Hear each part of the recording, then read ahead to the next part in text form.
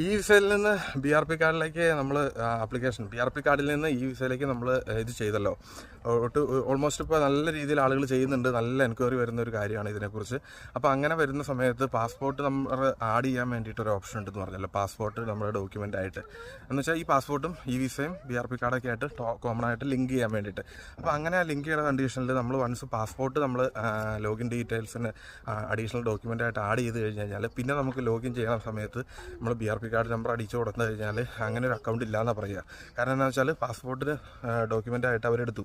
അപ്പോൾ പിന്നെ നമ്മൾ ലോഗിൻ ചെയ്യണമെങ്കിൽ പാസ്പോർട്ട് നമ്പർ അടിച്ചു കൊടുക്കണം, ഡേറ്റ് ഓഫ് ബർത്ത് അടിച്ചു കൊടുക്കണം, എന്നിട്ട് OTP വരും. എന്നിട്ട് ആ OTP വെച്ചിട്ട് നമ്മൾ അടിച്ച് കൊടുക്കുകയാണ് ചെയ്യുക. അപ്പോൾ അങ്ങനെയുള്ള കുഞ്ഞു കുഞ്ഞു സംശയങ്ങളാണെങ്കിലും ഈ കാര്യങ്ങൾ ചെയ്യുമ്പോൾ പലർക്കും അത് ടെൻഷൻ അടിച്ചിട്ടേ അവിടെ വെച്ച് പ്രോസസ്സ് നിർത്തി അവർ വീണ്ടും പിന്നെയൊക്കെ ആരോടെങ്കിലുമൊക്കെ ചോദിച്ചിട്ടാണ് ചെയ്യണത്. അപ്പോൾ അങ്ങനെയൊക്കെയുള്ള സംശയങ്ങളുണ്ടെങ്കിൽ നിങ്ങൾക്ക് കമൻ്റായിട്ട് എഴുതിക്കോ, വിളിച്ചോ.